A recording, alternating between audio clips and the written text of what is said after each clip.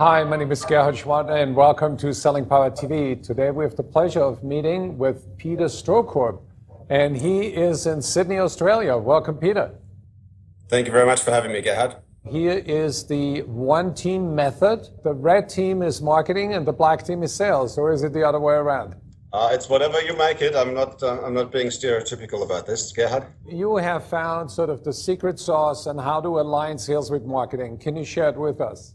Of course. Well, I've spent nearly 20 years working in both sales and in marketing roles in large organizations like CSC, Canon, Sony, 3M.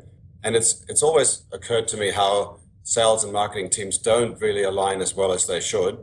And well, that's bothered me from the perspective that it's a huge waste if marketing creates stuff that sales just doesn't use. And from the other side, where sales then says, oh, we've got to do our own marketing, and they get distracted from selling.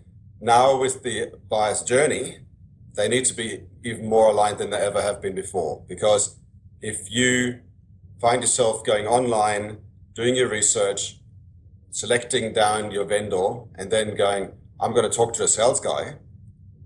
And if that point, the sales guy then tells you something different than what you've seen online, the confidence is just gone. Peter, you're talking with a lot of your clients and you help them integrate sales with marketing. What are the 3 steps that they need to be mindful of? The point that we come from is that we say you can't really manage what you can't measure. So we like to measure where on the collaboration maturity spectrum your organization sits first. So how well are your salespeople aligned with your marketing people today? We like to see whether they're just in a silo mentality where sales and marketing just coexist and don't really deal much with each other.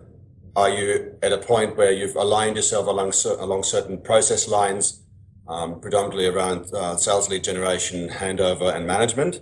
Or are you so aligned that you don't really need us because you're already a yin and yang of marketing? Right. And we do that, interestingly, not just by measuring the alignment between your sales team and your marketing team, but we like to see how that's reflected in your customers as well. So we take what we call a 360-degree snapshot that includes your sales team, your marketing team, and 3 different types of your customers, namely a prospective customer, a loyal customer, and an at-risk customer. So you can see how the sales and marketing alignment reflects your customers all along the buyer's journey. So we now know where you sit on the sales and marketing alignment spectrum and get your people to work together more holistically. So we don't want you to be just aligned along single individual process lines like sales lead generation and handover. We want you to be more generally aligned. So we want marketing to be free to look after the brand, the thought leadership. Right. So we want them to be holistically working together. And then the third step is to underpin all that with technology.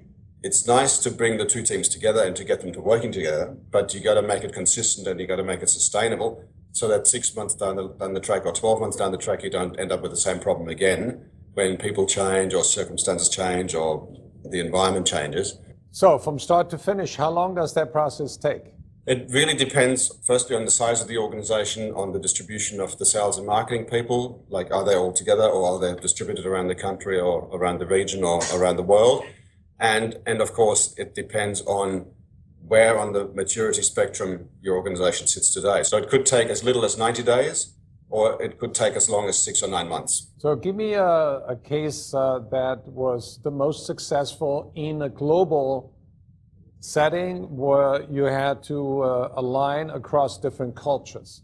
Currently actually working in Australia with one of the very large pharmaceutical firms. They also have a problem that the doctors don't want to see the reps during office hours, and they don't really want to have 3 or 4 reps with different specializations calling on them from the same organization.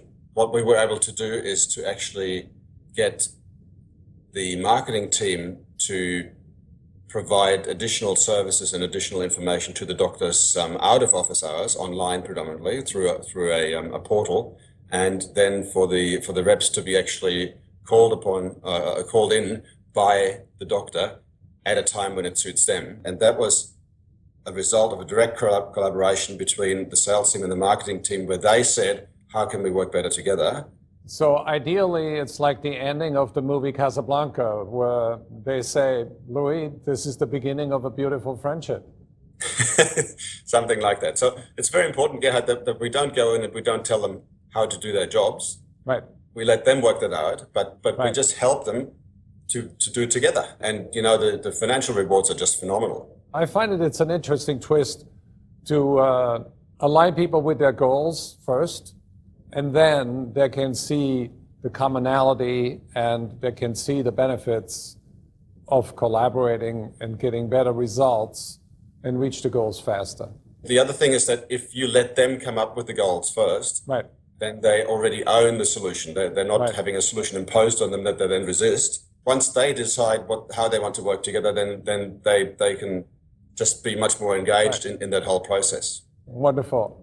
Thank you for your time and enjoy your weekend in Sydney with your children. Thank you, Gad. All you. the best to you. Appreciate Look forward to seeing you in San Francisco.